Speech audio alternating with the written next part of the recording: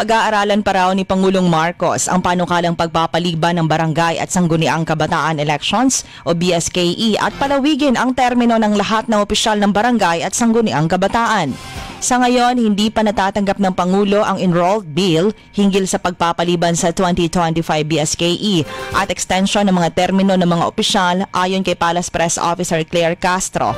Kumpiyansa naman si Senate President Chis Escudero na pipirmahan ng Pangulong Marcos para maging ganap na batas ang panukalang inaprobahan ng Kongreso na magpapaliban sa BSKE sa November 2026 na dapat sana ay gagawin sa Disyembre ng taong ito.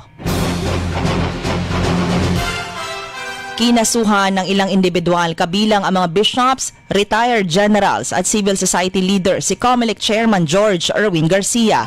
Inihain ang reklamo sa National Bureau of Investigation Anti-Fraud Division laban kay Garcia at siyam na iba pa. Kaugnay ito ng pakikialam daw ng COMELEC sa transmisyon ng mga boto noong nakaraang eleksyon.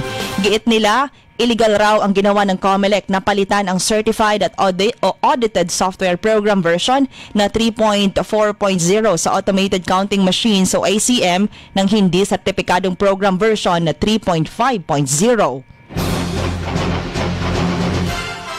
Samantala, naniniwala si Senator Peter Alan Cayetano na posibleng ma-dismiss ang impeachment case laban kay Vice President Sara Duterte kung mapapatunayang walang jurisdiction ang kasalukuyang impeachment court. Ayon kay Cayetano, ang unang sinusuri ng korte ay kung mayroong silang jurisdiction sa isang kaso. Kung wala, dapat ito ay i-dismiss agad. Iginiit ni Cayetano na isang abogado na kahit hindi pa nailalatag ang ebidensya, maaaring mabasura ang impeachment case kung sa una pa lang ay wala ng jurisdiction ang korte sa kaso. Sa iba pang mga balita, nananawagan si Vice President Sara Duterte sa dating Senate witness na si Michael Maurilio alias Rene na magsampa ng kaso matapos aminin na binayaran siya ni Senator Risa Hontiveros para tumistigo laban sa dating Pangulo at kay Pastor Kibuloy.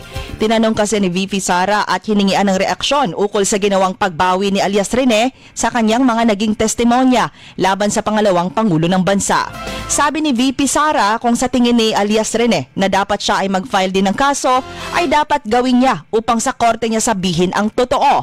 Mabibigyan din ng pagkakataon ng akusado na magpaliwanag. Naghahanda na ang Department of Justice ng mga kaso na isasampa laban sa mga sospek na mapapatunayang sangkot sa pagkawala ng mga sabongero. Ayon kay Justice Secretary Jesus Crispin Rimulya, ito ngayon ang isa sa mga pinagtutuunan ng pansin ng mga abogado ng kagawaran hinggil sa kaso. Samantala, may mga nadiskubre pa ang Philippine Coast Guard sa ilalim ng Taal Lake na maaaring mga labi ng missing sabongeros. Simulan kahapon ang pagsisid sa mga posibleng mga buto ng mga sabongero.